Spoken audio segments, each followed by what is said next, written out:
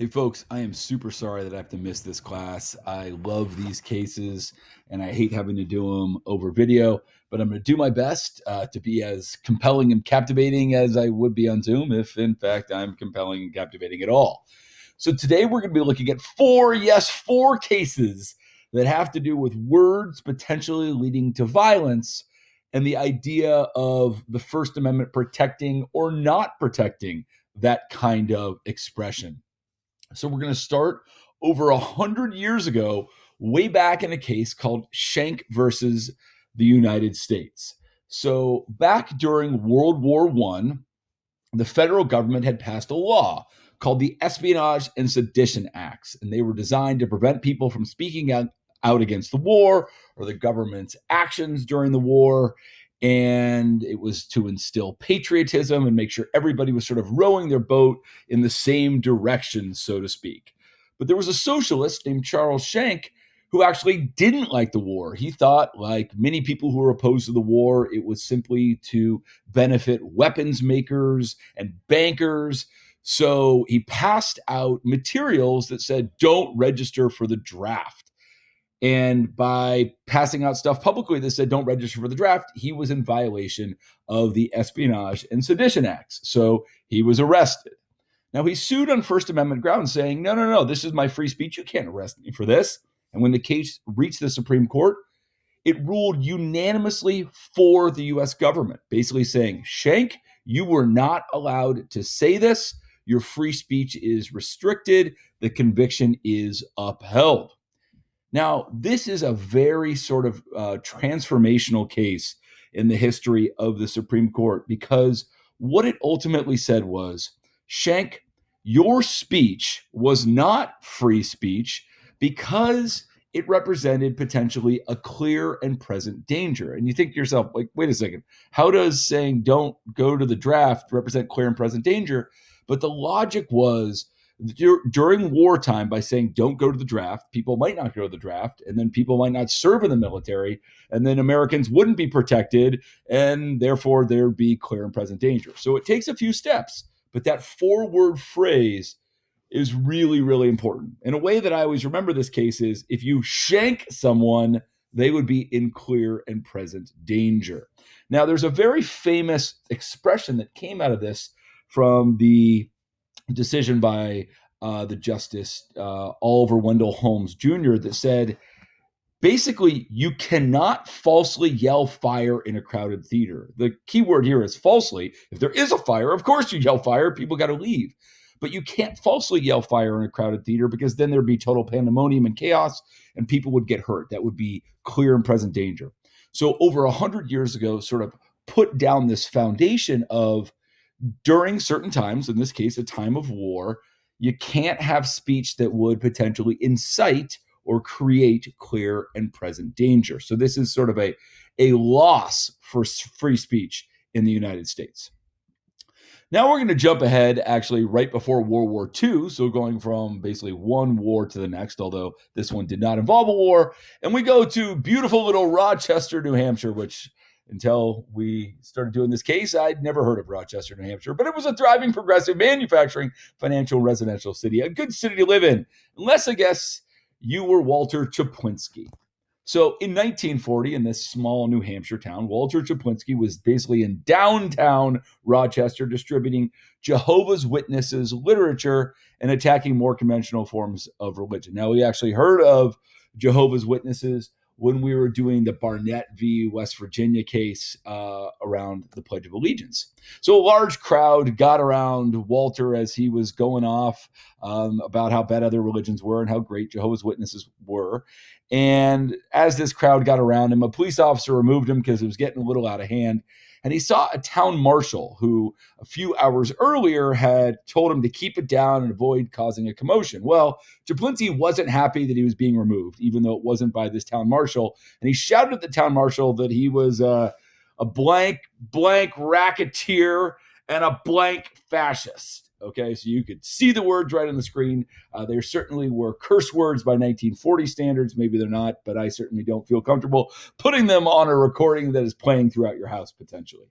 So he's arrested, okay, for this speech, and he's convicted under New Hampshire law that prohibits intentionally offensive, derisive, that means sort of critical or annoying speech to any person who is lawfully in a street or a public area. So he's certainly in a public area, and by calling the marshal those names, he had violated this law.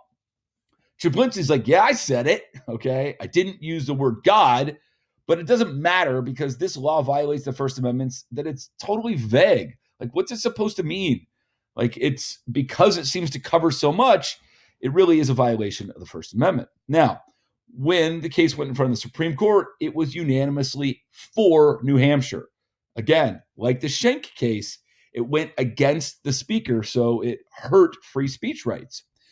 The Supreme Court found that Chapinski's insults at the marshal qualified, and this is a key word. We talked about clear and present danger, which is a 4-word expression there. Now it's a 2-word expression, fighting words, since they caused a direct harm to their target and could be construed to advocate an immediate breach of the peace, which means basically that if people followed through on these insults, they could get riled up and there could be sort of, disorder. Not clear and present danger they're using, but an immediate breach of the peace.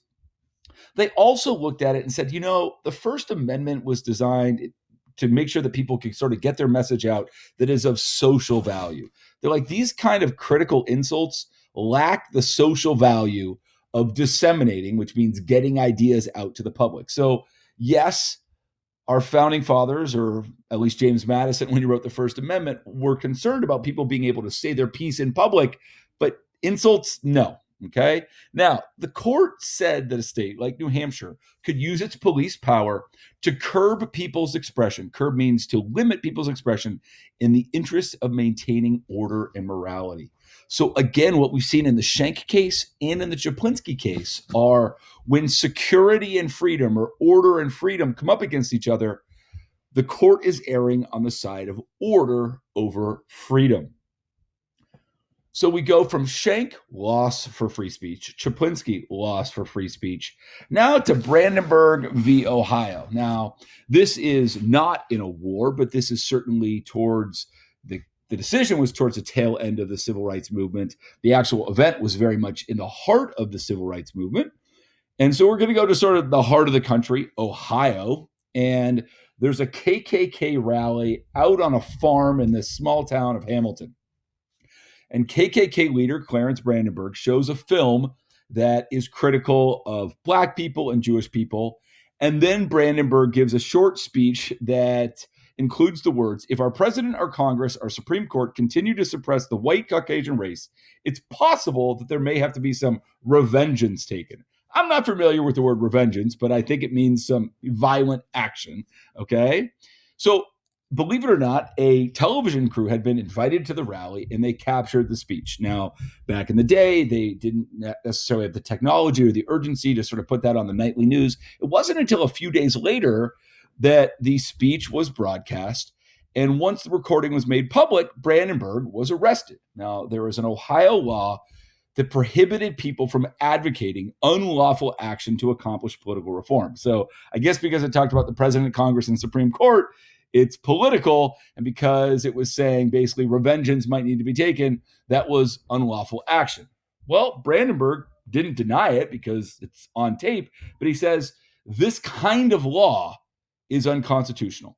Now, when the case reached the Supreme Court, the court ruled against Ohio. They actually protected this KKK leader's speech in claiming that the conviction was unconstitutional. So we had a loss in Shank, we had a loss in Chapinski, a win in Brandenburg. Now, the Brandenburg decision's a little complicated. I want to make sure you understand.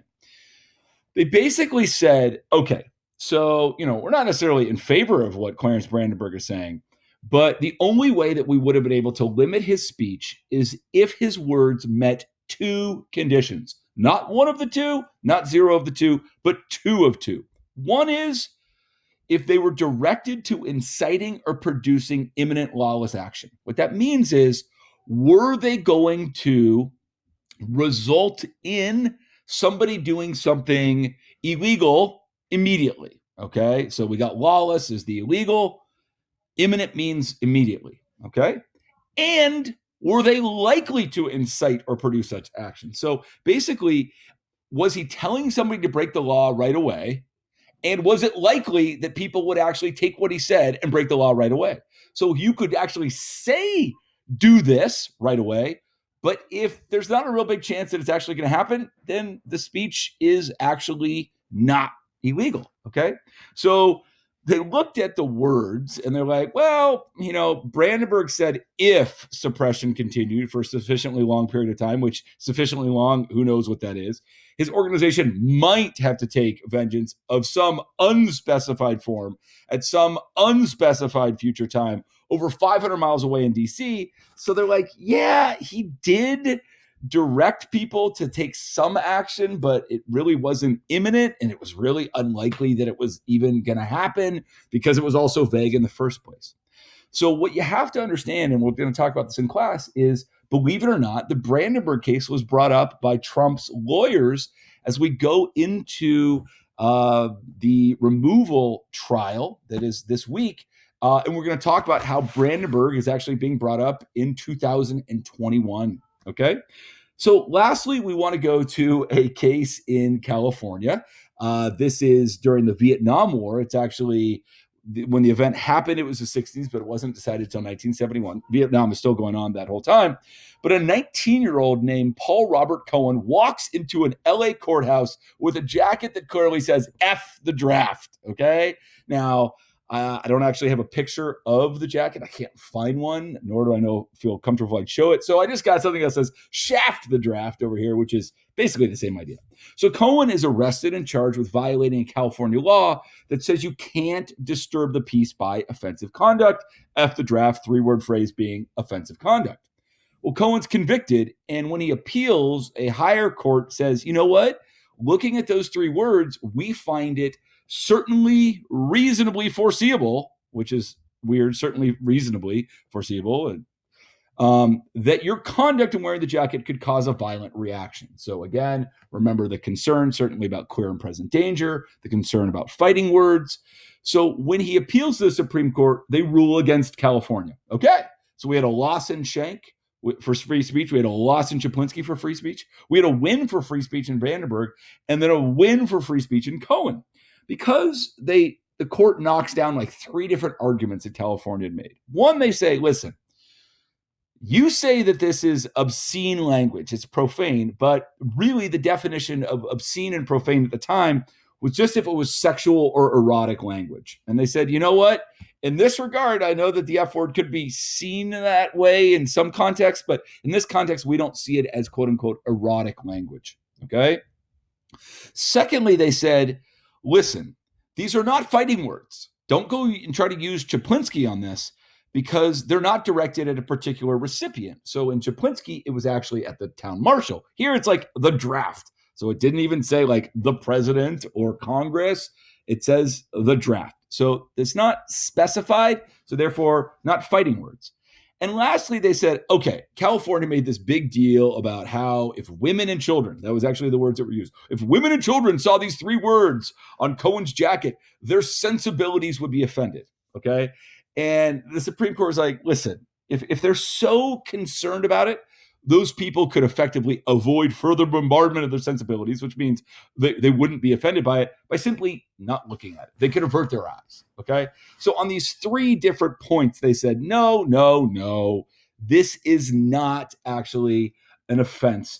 And as a result, free speech is protected. Now, famously, Justice Harlan said in his decision, one man's vulgarity is another's lyric, which in many ways, I think goes back in some ways in a weird, twisted way to what we saw in the Alonis case on Friday. Certainly those lyrics were sociopathic and homicidal. But even then, those lyrics were to some extent protected by the Supreme Court.